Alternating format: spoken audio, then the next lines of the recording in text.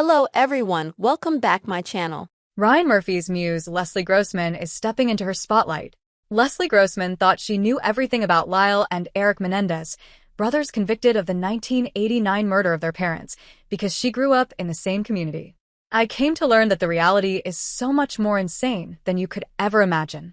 In Ryan Murphy's latest season of Monster, Netflix, September 19th, Grossman plays Judalon Smith, the mistress of Dr. Jerome Oziel, the therapist that Eric Menendez confessed these murders to. It was Smith's tip to the police that led to the brothers' arrest. He, Oziel, led her to believe that he was going to be leaving his family for her, and he confided in her.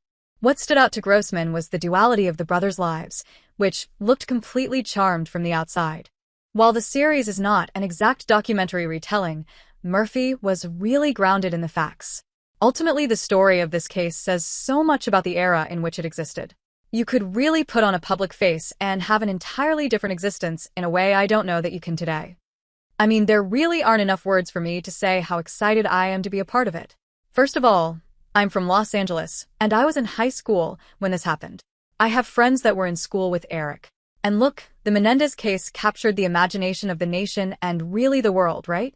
Because it was this Beverly Hills murder, but it happened 10 minutes from where I grew up and I knew people who knew them, so I was obsessed with it on a whole other level. It's so fascinating to revisit it. And there was so much I didn't know. I watched that trial when it aired originally on Court TV. I was very interested in it. And so the thing about the story that I came to learn is that the reality is so much more insane than you could ever imagine. It's sensational enough that these murders happen, right? Like on its face.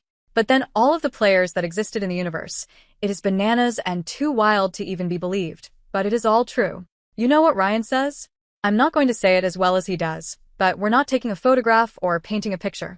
So it's not like an exact documentary retelling, but he was very clear about being really grounded in the facts.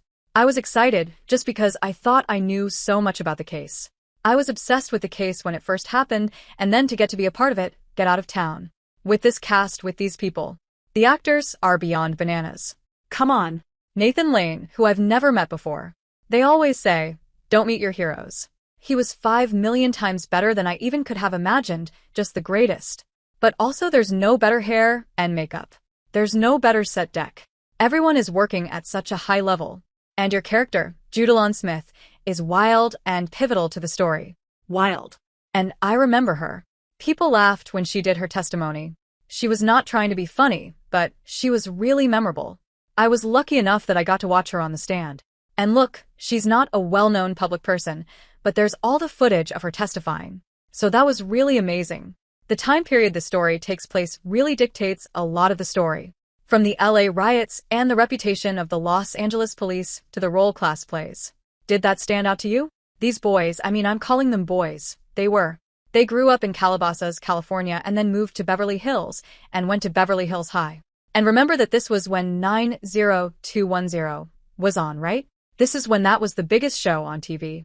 And obviously, just the notion of Beverly Hills itself is this iconic American idea of wealth, privilege, excess, and to have these two kids commit matricide and patricide.